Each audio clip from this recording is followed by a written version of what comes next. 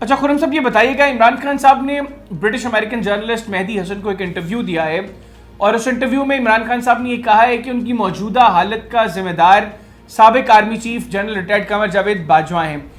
اس سے پہلے آپ بھی چونکہ جانتے ہیں کہ خان صاحب کچھ سرونگ آفیسرز کے نام لیتے رہے ہیں اور لوگوں کی طرف بھی اشارے کرتے رہے ہیں، لیکن اب نہ انہوں نے ان لوگوں کی طرف کوئی اشارہ کیا، نہ امریکہ کا کچھ ذکر کیا۔ ماضی میں وہ امریکہ پر بھی سارا بلیم ڈالتے رہے ہیں، تو اب وہ کہہ رہے ہیں کہ ان کی موجودہ حالت کی ذمہ دار جو ہیں وہ صرف اور صرف جنرل ریٹائرڈ قمر جاوید باجوہ صاحب ہیں۔ آپ سمجھتے ہیں کہ خان صاحب اب یہ جو سٹیٹمنٹ انہوں نے دیا ہے، یہ جو بیان دیا ہے، اس کے بعد اب وہ کسی اور پر ذمہ داری عائد نہیں کریں گے مستقبل میں؟ جی نہیں، اور میں میڈیا کی معصومیت پر بھی حیران ہوں جو بانی چیئرمین کی ہر نئی بات کو صحیفہ سمجھ کے قبول کر لیتے ہیں۔ یہ وہ شخص ہیں جو امریکہ کے اوپر کم از کم 1 سال ہر قسم کے الزامات لگا چکے کہ انہوں نے پیسہ دیا، اپوزیشن شامل تھی، پاکستان کی فوج اس میں شامل تھی، اور اس کی بنیاد پہ پورا پاکستان کی قوم کو گمراہ کیا۔ ایبسلوٹلی ناٹ، میں آپ کو یاد کرا دوں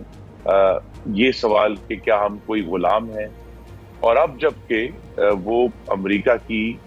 خوشنودی چاہتے ہیں، انہوں نے دوبارہ اپنا بیان بدل لیا ہے۔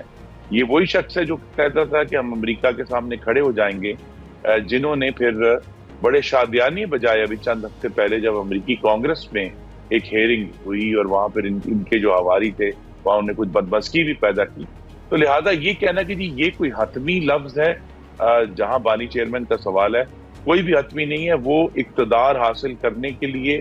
یا موجودہ جو اسٹیبلشمنٹ ہے اس سے سودے بازی کے لیے کسی وقت بھی کوئی بھی بیان دے سکتے ہیں۔ اچھا خرم دستگیر صاحب یہ بھی بتائیے گا، خان صاحب کے ٹویٹر اکاؤنٹ سے ایک ویڈیو اپلوڈ ہوئی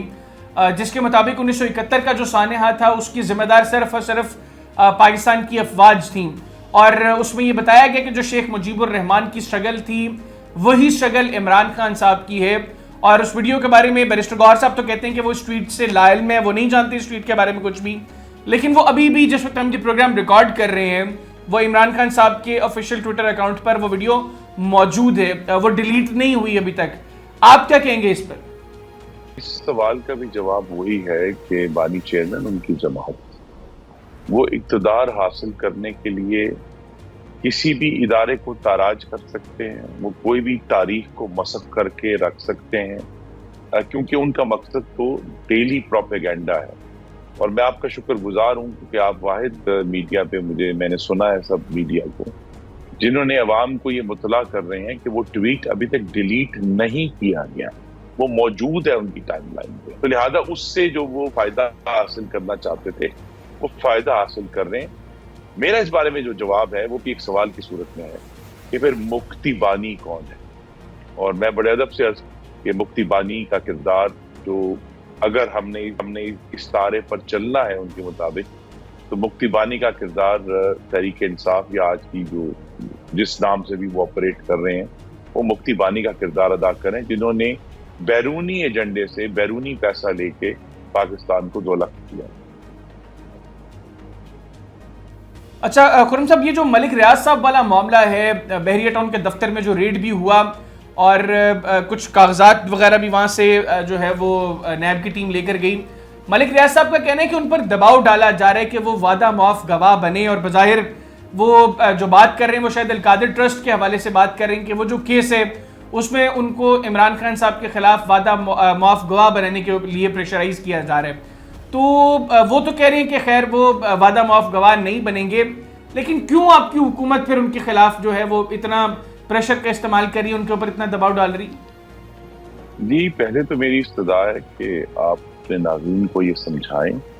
کہ 190 ملین عوام کو سمجھ نہیں آتا، یہ 70 ارب روپے ہیں جو غالباً ہمارے 2 صوبوں کے ترقیاتی بجٹ سے زیادہ ہیں، اور یہ وہ پیسے ہیں جو پاکستان کے عوام کا حق تھا۔ پہلی تو بات یہ ہے جو کہ ان کو نہیں ملا۔ دوسرا یہ ہے کہ یہ جن صاحب کا آپ ذکر کر رہے ہیں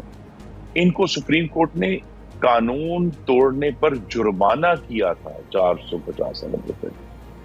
اور اس جرمانے کی مد میں جو پیسے جمع کرانے تھے، جو کہ کیس بھی ہے بانی چیئرمین کے اوپر، کہ بانی چیئرمین نے ملی بھگت کر کے وہ 70 ارب روپے جو پاکستان کے عوام کا حق تھا، ان کی ملکیت تھی، اس کو اسی شخص کے حوالے کر دیا جیسے ایک اور کیس میں جرمانہ ہوا تھا، اور انہوں نے وہ جو 70 ارب روپے تھے پاکستان کے عوام کے، وہ اس جرمانے کی مد میں جمع کروا۔ تو یہ جو معاملہ ہے وہ پاکستان کے عوام کے جو حق کے 70 ارب روپے ہیں، تو میری تو یہی ان سے استدعا ہوگی کہ وہ 70 ارب روپے پاکستان کے خزانے میں جمع کرائیں تاکہ پاکستان کے عوام کو ان کا حق ملے، تو پھر انہیں کوئی ہراساں نہیں کرے گا اگر کوئی کر بھی رہا ہے۔ بہت شکریہ خرم دستگیر خان صاحب، آپ نے پروگرام کے لیے خصوصی طور پر وقت نکالا۔ ناظرین، سابق وفاقی وزیر اور پاکستان مسلم لیگ نواز کے مرکزی نائب صدر خرم دستگیر خان صاحب ہمارے ساتھ موجود تھے۔ گفتگو ان کی آپ نے سنی۔ آج کے پروگرام سے اتنا ہی۔ اگلے پروگرام تک کے لیے مجھے اور میری ٹیم کو اجازت دیجیے۔ اللہ حافظ۔ پاکستان زندہ باد۔